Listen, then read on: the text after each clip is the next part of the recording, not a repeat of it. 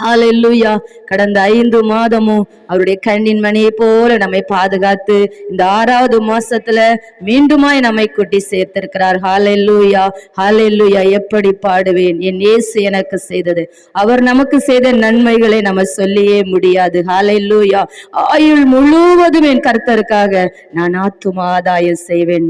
ஹalleluya. எத்தனை பேர் சொல்ல முடியும்? ஆயுள் முழுவதும் எஸ் ஐசப்பா உமக்காக நான் ஆத்தும ஆதாயம் செய்வேன். ஹalleluya. முதலாவது நம்முடைய ஆத்துமாவை ஆதாயம் பண்ணணும். இரண்டாவது நம்ம கணவர், நம்ம பிள்ளைகள், நம்ம சுற்றி இருக்கிறவர்கள். ஹalleluya, ஹalleluya. அவர் சொல்வார் யோனா கிட்ட, வலதுகைக்கும் இடதுகைக்கும் வித்தியாசம் தெரியாதபடி இருக்கிற 120,000 ஜனங்களுக்காக நான் பரிதவியாமல் இருப்பேனோ? ஹalleluya, ஹalleluya. அழிந்து கொண்டிருக்கிற ஜனங்களுக்காய் அவர் பரிதவிக்கிற தேவனாய் இருக்கிறார். அவர் பொண்ணோ பொருளோ அவர் சொத்தோ எதுவுமே கேட்கல. என் ஜனங்கள் அழிகிறதே, யாரு போவா? என் ஜனங்களுக்காக யாரு போவா?